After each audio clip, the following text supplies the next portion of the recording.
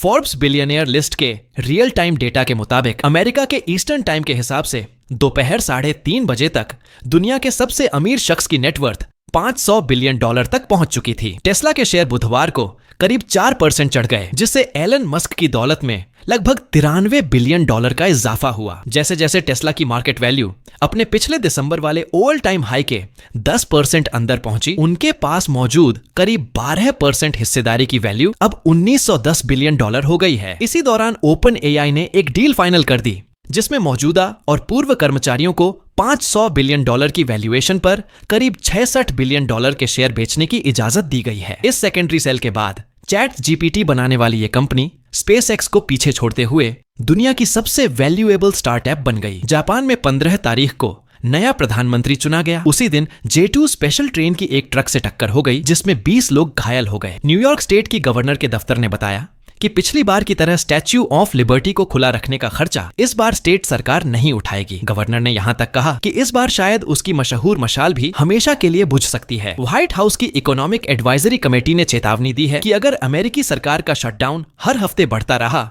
तो हर 7 दिन में जीडीपी को लगभग $150 बिलियन का नुकसान होगा। इस बीच 2 कोलंबियन नागरिकों को इजराइल ने डिटेन कर लिया, जिसके बाद कोलंबिया के राष्ट्रपति ने इजराइल के सभी डिप्लोमेट्स को देश से निकालने का आदेश दिया और दोनों देशों के बीच चल रहा फ्री ट्रेड एग्रीमेंट तुरंत खत्म कर दिया। ब्रिटेन, फ्रांस और जर्मनी ने मिलकर संयुक्त राष्ट्र को मजबूर किया कि ईरान पर पुराने प्रतिबंध फिर से लागू किए जाएं, जिसमें हथियारों की बिक्री और दूसरे मामलों पर बैन शामिल है। रशिया, जो इस वक्त यूनाइटेड नेशंस सिक्योरिटी काउंसिल का चेयर है, ने साफ कहा कि वो इस फैसले को नहीं मानता और कोई भी ऐसा प्रतिबंध लागू नहीं करेगा। 1 अक्टूबर को कोलंबिया के राष्ट्रपति ने फिर दोहराया कि इजराइल के सभी डिप्लोमेट्स को देश छोड़ना ही होगा और दोनों देशों का ट्रेड एग्रीमेंट हमेशा के लिए खत्म किया जा रहा है। ये फैसला उन कोलंबियन एक्टिविस्ट्स की गिरफ्तारी के जवाब में लिया गया। इसी दिन यूक्रेन के राष्ट्रपति वोलोडिमीर जेलेंस्की ने बताया कि यूरोपीय यूनियन में शामिल होने के लिए जरूरी कानूनी तैयारी पूरी कर ली गई है और बातचीत शुरू करने के लिए